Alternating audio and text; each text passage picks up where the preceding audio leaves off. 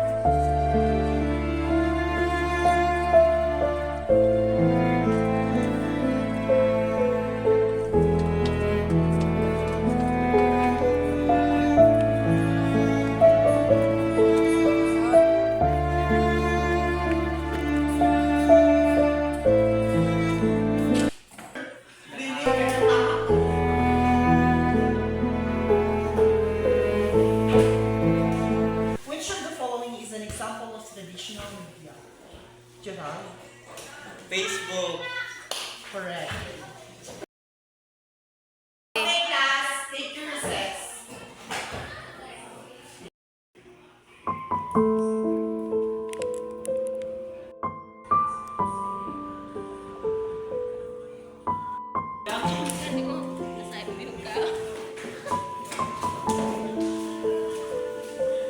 Isa lang ba? Sa point na lang, pag-editin mo, no?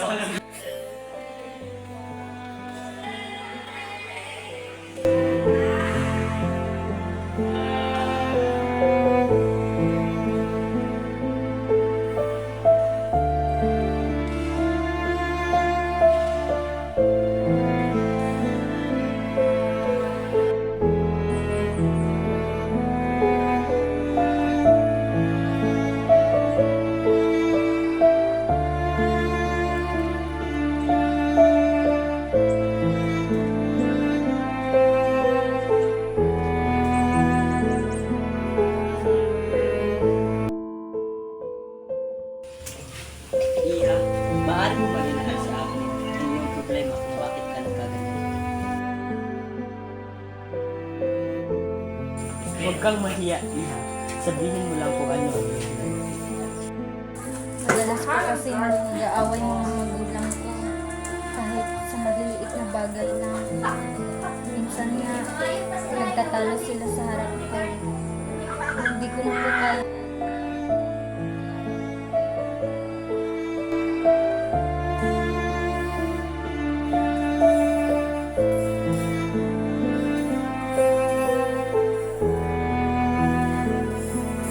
Sa iyong pangalas. Sa buhay ngayon, hindi madali ito ngunit kinakailangan mo ito upang malabanan ang lahat ng pagsubok sa iyong buhay. Ngunit huwag kang mag-alala, tutulungan ka namin upang maibsan ang iyong kalungkutan. Nagsilbing tagapagpayo sa senaryo ay ang social worker ng paaralan. Siyang tumulong kay Ana sa pamamagitan ng pagkikinig sa kanyang mga saloobin, pagbibigay ng emosyonal na suporta at paggawa ng action plan upang matugunan ang mga suliraning kinakaharap ni Ana. Ang social worker ang nagsagawa ng counseling at nagbigay ng gabay para matulungan si Ana sa kanyang sitwasyong emosyonal at personal.